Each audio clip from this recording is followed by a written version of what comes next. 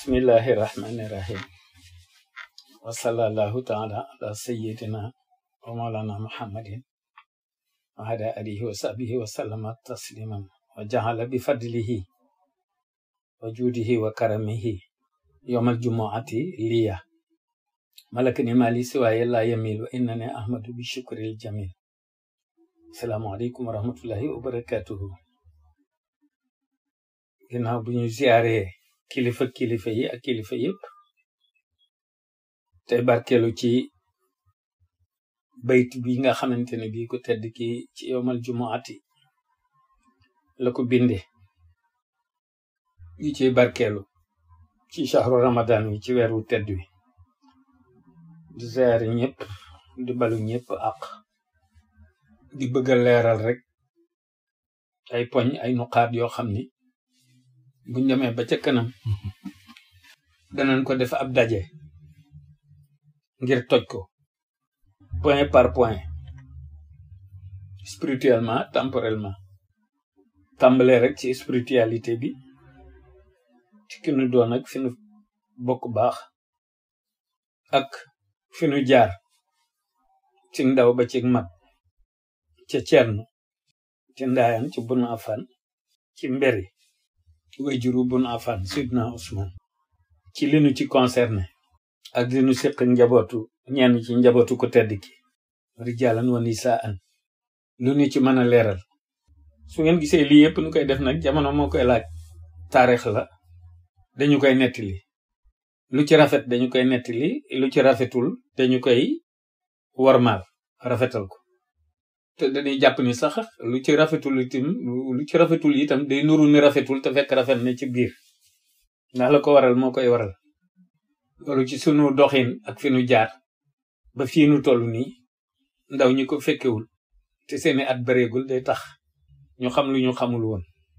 loolu incha allah ci wàllu spiritualité bi buñ ca eggee nañ ko yaatal leeral ko ba mu leer nañ bu dee ci wàllu dawla wàllu ngóor ak kilifay diine yi di ko tàmbalee ci Haj Muhammadul Fadil ak Senghor ci ay jamonoy Senghor ak Lamine ak ya xew yëpp ya xew 67 ak ya xew 67 ci diggante Haj Muhammadul Fadil ak Yahya Kane ba nekkoon SCIB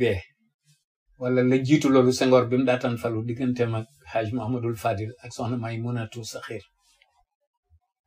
ak 88 la ca xew ak intervention xalifa ba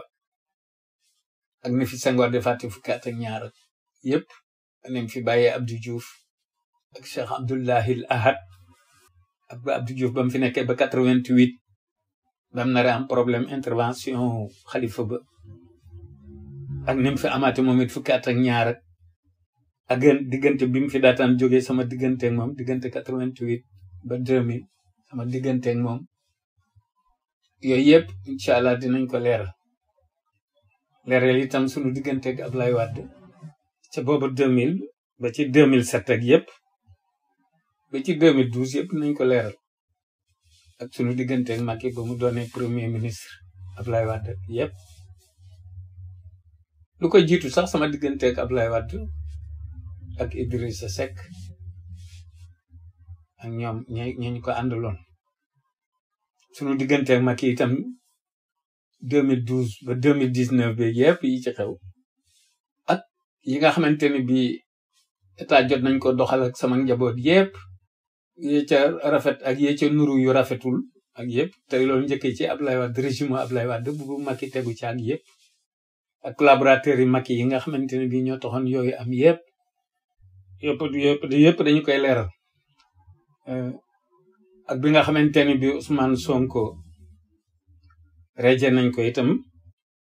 ba mu jógee ci liggéeyukaayam ba mu yëngu yi mu yëngu moom ñu ko àndal yëpp ba niñ demee assemblée ak fiñ jaar ak yëpp ak fiñ leen jaarale ne état doon doxale ñoom ak yëpp ak ñoom it niñ daan doxalee ba niñ duggee ci kaso bi ak yeneen génne ci zaahir rek ci baatin yëpp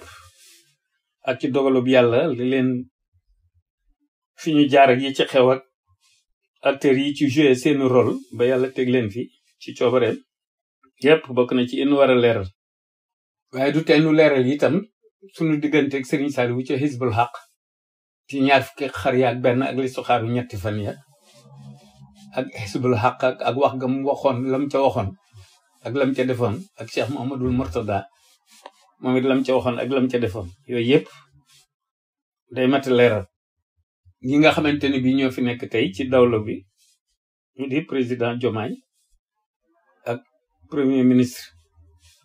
Ousmane Sonko ñoom it li tax ñun Hizbul Haq